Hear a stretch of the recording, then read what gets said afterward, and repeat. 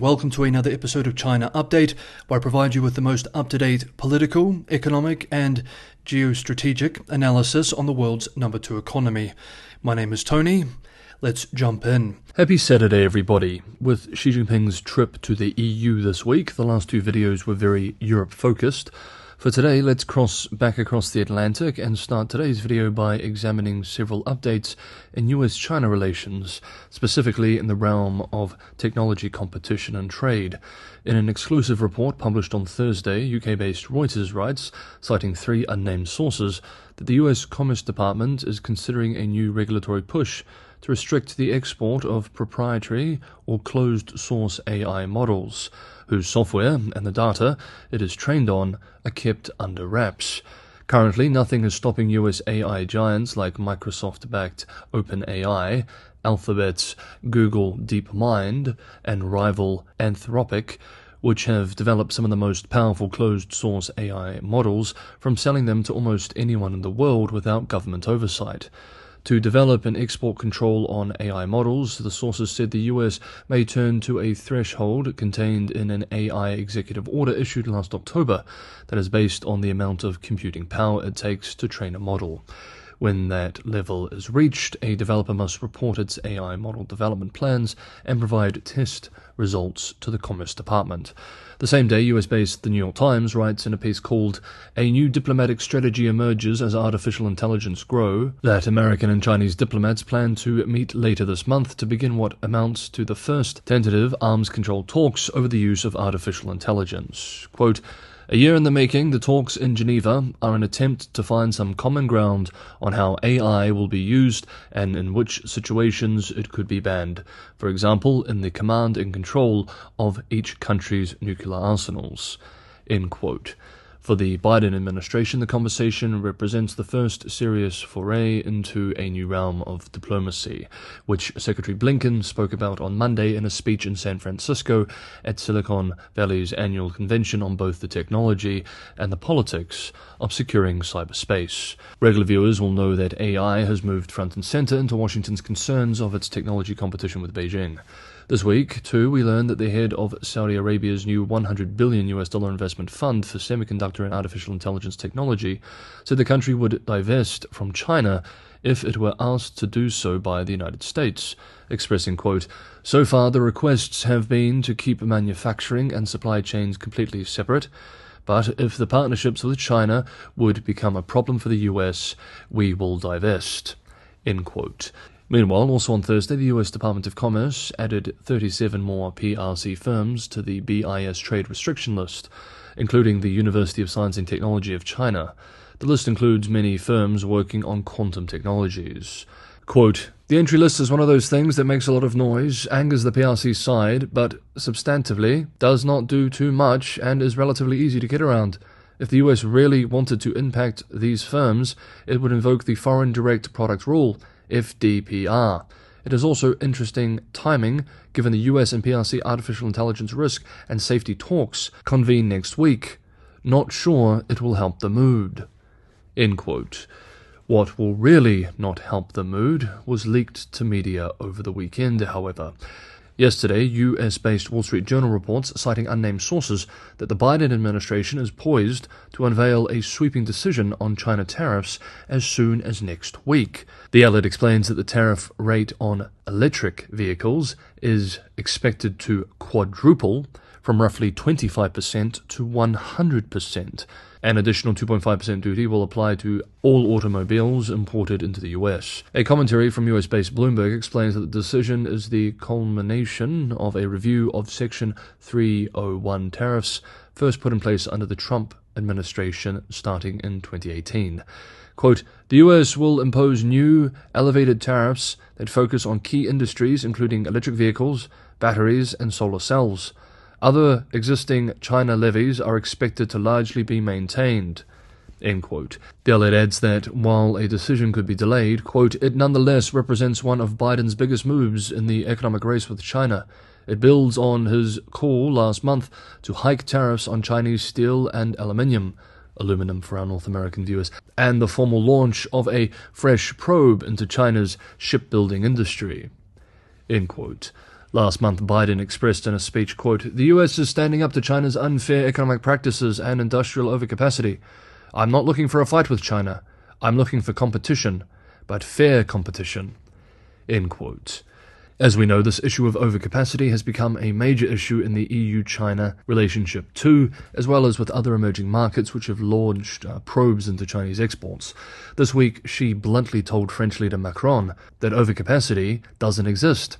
State media has also flooded their publications with high-level articles attacking the accusation as a new manifestation of the so-called China threat theory.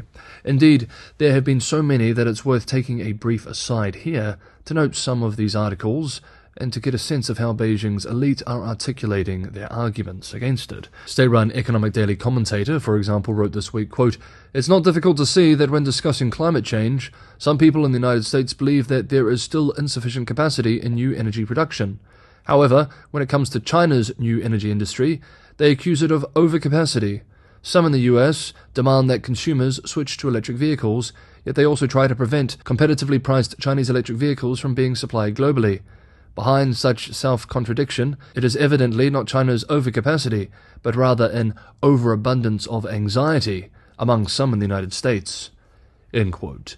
Zhong Caiwen, a pen name used for commentaries from the Central Finance and Economic Affairs Commission, published a piece in party mouthpiece The People's Daily this week arguing, quote, "From the so-called China threat theory to the China shock theory, and then to the overcapacity theory, continuously constructing variations of the China threat narrative essentially provides excuses for some in the US to undermine the principles of fair market competition and defend protectionist economic policies."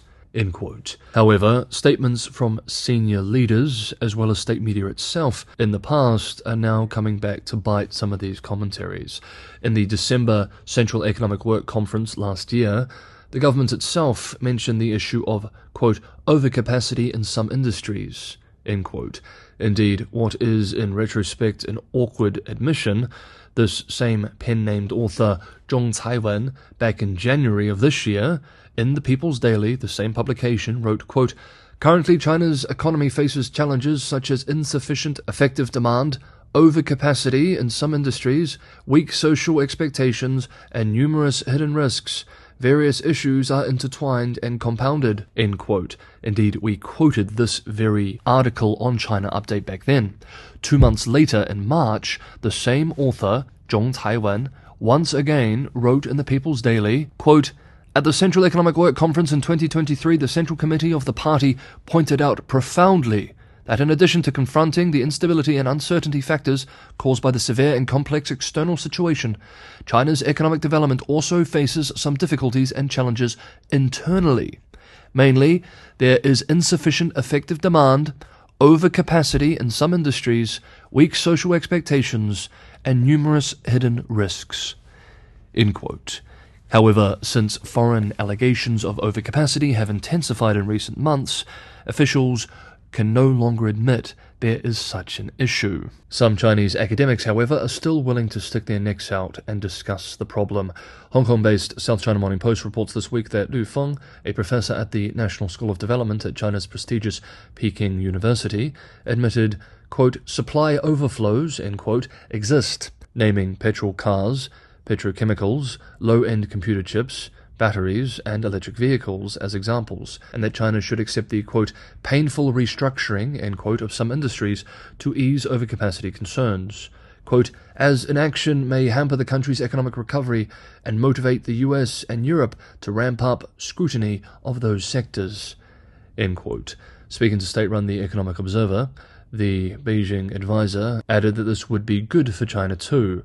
Quote, "Serious excess production may trigger painful restructuring and adjustment, eventually leading to a more mature and stable sector," end quote. We're going to continue with the episode in a moment, but just quickly, if you're getting some value from today's episode, it's a huge help if you can hit that like button and subscribe if you'd like to get more of these episodes in the future. Patreon and Buy Me a Coffee links are also in the description below For those who want to go the extra mile and help me keep the channel financially sustainable, my commitment is to rely primarily on subscriber support rather than corporate sponsorship to maintain the channel. I hope to continue doing this to keep China Update as independent as possible, and so this is a tremendous help too. Thank you so much everybody for the ongoing support. Now let's return to the news that the White House is poised to hit China with big tariffs. Bloomberg reports that the tariffs would likely have little immediate impact on Chinese firms, since its EV manufacturers have steered clear of the US market due to existing tariffs. Its solar companies mostly export to the US from third countries to avoid curbs, with US firms seeking higher tariffs on that trade too. We covered this last month. Biden and Trump both are promising to be tougher on China in the lead up to the election. Trump has promised to hike tariffs on China across the board if re-elected, vowing a 60% tax on all Chinese imports. Last month, Biden proposed new 25% tariffs on Chinese steel and aluminium, a largely symbolic move because China currently exports little of neither metal to the US. There are other factors to note also. Quote, "This doesn't really deal with overall deindustrialization. The tariffs will certainly reduce US imports of electric vehicles, batteries and solar cells from China, but they will not affect trade imbalances for either country. That's because as long as China continues to generate large amounts of excess savings, and as long as these are exported directly or indirectly into US financial and asset markets, China will continue to resolve weak domestic demand with trade surpluses, and the US will continue to run the corresponding trade deficits. This means that any strengthening of the US electric vehicles, batteries and solar cell sectors is likely to come at the expense of other manufacturing sectors. This works as industrial policy, in other words, but not as trade policy. If the US wants to regain comparative advantage in the targeted sectors, these tariffs will help. But if the US wants to reduce its trade deficit and reverse the decline in its share of global manufacturing overall, they'll make little difference." End quote. Okay, that is today's episode of China Update. Thank you so much everybody for watching. Have a lovely Saturday, have a relaxing weekend, and I will see you all on Monday.